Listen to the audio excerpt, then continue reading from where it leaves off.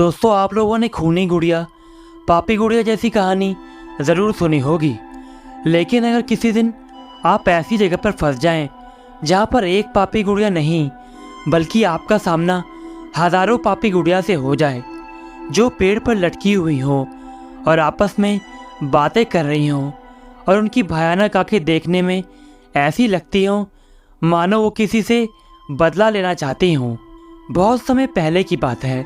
एक don Julian नामक व्यक्ति जो मैक्सिको के आसपास बने एक आइलैंड पर रहता था और वो अपने परिवार के साथ मिलकर सब्जियां बेचा करता था, जिससे उसके परिवार का गुजारा चल जाता था। लेकिन धीरे धीरे जूलियन का इन सब कामों से मन उब गया था और एक दिन वो अपने परिवार को छोड़कर किसी और आइलैंड पर चला गया था और वो उसी आइलैंड पर जाकर हमेशा के लिए बस गया था। जूलियन ने उस आइलैंड पर अपने लिए एक लकड़ी का सुंदर सा घर बना लिया था। जूलियन को उस आइलैंड पर अकेले समय बिताना तो अच्छा लगता था, लेकिन जूलियन जब रात को सोता था तो उसे अपने आसपास बहुत सी डरावनी आवाज़ें सुनाई देती थी, जिस वजह से वो कभी कभी रात को अच्छे से सो भी नहीं पाता था।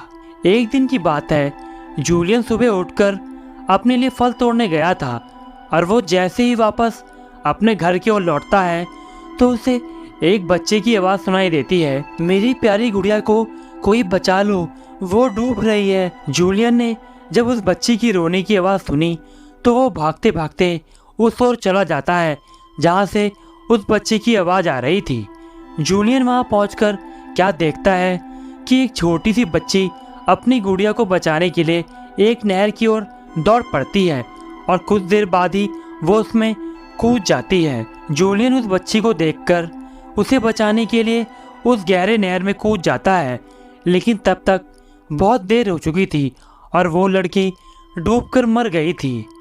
कुछ देर बाद जूलियन देखता है कि उस बच्ची की लाश ऊपर पानी में तैर रही है। जूलियन उस लड़की की लाश को देखकर फूट फूट कर रोने लगता है कि वो उस बच्ची को नहीं बचा सका।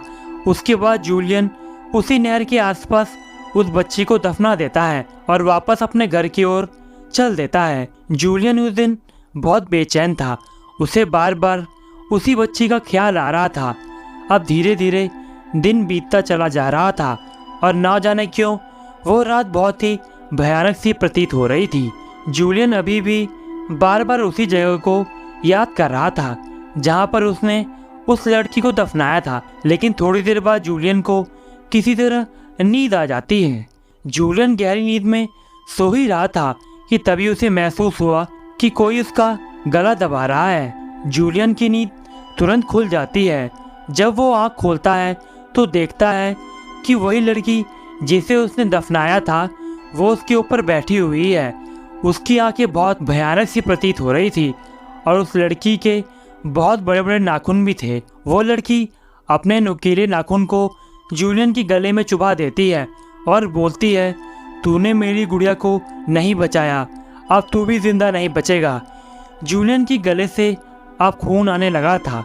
जूलियन अपनी ज़िंदगी की भीख मांगने लगता है, मुझे छोड़ दो, प्लीज़ मुझे छोड़ दो।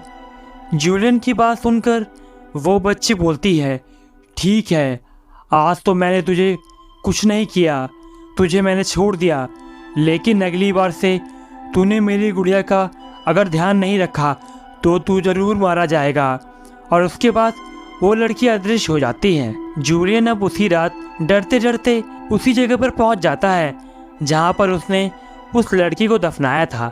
जब जूलियन वहां पहुंचता है तो देखता है उधर एक गुड़िया पड़ी हुई थी जो देखने में बहुत ही ज़्यादा भयानक लग रही थी। ऐसा लग रहा था कि वो उसे घूर रही हो और उसे मारना चाहती हो। जूलियन उस पापी गुड़िया को देखते देखते उसे उठा लेता है और उसे एक छोटी सी रस्सी से बांधकर एक पेड़ पर लटका देता है। अगले दिन जब वो फिर से उस जगह से गुजरता है तो वो देखता है कि उसी जगह पर फिर से एक गुड़िया पड़ी हुई है। वो ये देखकर हैरान हो जाता है, लेकिन वो उस लड़की के डर के कारण उस गुड़िया को फिर से एक पेड़ पर टांग देता है। अब ऐसा रोज ही हुआ करता था, उसे रोज एक गुड़िया मिलती और वो उसे वहीं पर लटका देता था। ऐसा करते करते उस आइलैंड पर हजारों गुड़िया हो गई थी। एक दिन जब रात को जूलियन गहरी नींद में सो रहा था कि तभी उसे बाहर से हंसने की जोर जोर से आवाज़ें आने लगती है। जब जूलियन बाहर आकर देखता है तो उसके होश उड़ जाते हैं। वो क्या देखता है कि वो पापी गुड़िया आपस में बातें कर रही थी। उनका चेहरा बहुत भयानक सा लग रहा था। जूलियन ये देखकर बहुत डर जाता है और वो अंदर अपने घर की ओर जाने लगता है, लेकिन उन गुड़ियों में से एक गुड़िया उसे देख लेती है और उसके बाद वो सारी गुड़िया जोर से रोने लगती हैं। उन गुड़ियों को रोता हुआ देख उस छोटी बच्ची की आत्मा वहाँ आ जाती है और उसके बाद वो सारी गुड़िया जोर जोर से रोने लगती हैं। उन गुड़ियों को रोता हुआ देख उस छोटी बच्ची की आत्मा वहाँ पर आ जाती है और वो सारी पापी गुड़िया उस लड़की से कहती हैं कि इसने हमें परेशान किया, इसे मार दो, इसे मार दो, इसे जिंदा मत छोड़ो। ये बात सुनकर वो लड़की बहुत गुस्से में आ जाती है और बोलती है, जूलियन, मैंने तुम्हें मना किया था कि मेरी गुड़िया को परेशान मत करना, लेकिन तुम नहीं माने। अब तुम्हें मरना होगा। इसके बाद वो लड़की अपने पैने नाखूनों से जूलियन को मौत की घाट उतार देती है। सन 2001 में आसपास रह रहे लोगों को जूलियन की लाश उसी जगह पर मिलती है जहां पर उसने उस लड़की को दफनाया था। जब मीडिया वालों को इस बारे में खबर मिलती है तो उस जगह पर सारे मीडिया वालों का जमावड़ा लग जाता है, लेकिन ये सब भी कुछ ही दिन चला और सब कुछ ठंडा पड़ जाता है और वो एक टूरिस्ट स्पॉट बनकर रह जाता है। लेकिन एक दिन एक फिल्मकार उस आइलैंड के आसपास आया जिसका नाम डेविड था, लेकिन उसे वहाँ के सिक्योरिटी गार्ड ने अंदर आने से मना कर दिया था क्योंकि उस वक्त रात हो गई थी और रात को अंदर जाना बिल्कुल मना था। डेविड उस आइलैंड पर किसी भी कीमत पर जाना चाहता था क्योंकि वो उस पापी गुड़िया के खोज में था जिसकी कीमत बाजारों में करोड़ों में थी। वो कुछ सोचकर उस सिक्योरिटी गार्ड से बोलता है कि तुम मुझसे खूब सारे पैसे ले लो और मुझे अंदर जाने दो। ये बात सुनकर वहाँ खड़े सिक्योरिटी गार्ड को लालच आ जाता है और वो उससे बहुत सारे पैसे लेकर उससे अंदर जाने की परमिशन दे देता है। जब वो अंदर घुसता है तो देखता है कि अंदर हर तरफ अंधेरा छाया हुआ था जो देखने में बहुत भयानक लग रहा था, लेकिन कुछ कुछ दूरी पर मशाल जल रही थी जिससे आगे बढ़ने में थोड़ी मदद मिल रही थी। तभी चलते चलते डेविड की नज़र एक पेड़ पर पड़ती है। वो क्या देखता है कि उस पेड़ पर बहुत सारी गुड़िया लटकी हुई थी जिसमें से एक के हाथ कटे हुए थे तो किसी का सर कटा हुआ था। अब वो धीरे धीरे आगे बढ़ता चला जा रहा था, लेकिन वो जहाँ भी जाता उसे हर जगह गुड़िया ही दिखाई दे रही थी। तभी वो कहता है, यहाँ के लोगों ने सबको बेवकूफ़ बना रखा है, मुझे तो कोई ऐसी चीज़ें दिख ही नहीं रही जो डराने वाली हो। चलो मैं अपना काम करता हूँ। ये बोलकर वो आगे बढ़ जाता है और थोड़ी देर बाद वो उस जगह पर पहुँच जाता है जहाँ पर जूलियन ने उस लड़की को दफनाया था। डेविड वहाँ पहुँचकर उस गुड़िया को खोजने लगता है जिसकी कीमत बाजार में करोड़ों में है। डेविड अब उस गुड़िया को इधर उधर खोजने लगता है, लेकिन उसे आसपास उस तरह की गुड़िया नहीं मिलती। डेविड फिर कुछ देर मन ही मन सोचने लगता है। उसके बाद डेविड एक पेड़ से एक गुड़िया को उतारता है और उसे उसी जगह पर रख देता है जहाँ पर उस लड़की को दफन किया गया था। उसके बाद वो अपने कैमरे से एक फ़ोटो ले लेता है जिससे ऐसा लगे कि वो वही गुड़िया है जिसकी कीमत बाजार में करोड़ों में है। उसके बाद डेविड उस गुड़िया को अपने बैग में डालता है और वापस जाने लगता है, लेकिन वो जैसे ही आगे बढ़ता है उससे महसूस होता है कि उसके पीछे कोई आ रहा है। डेविड अब थोड़ा डर गया था। वो अब बहुत हिम्मत करके पीछे मुड़ता है, लेकिन वो जैसे ही पीछे की ओर मुड़ता है उसके तो होश ही उड़ जाते हैं।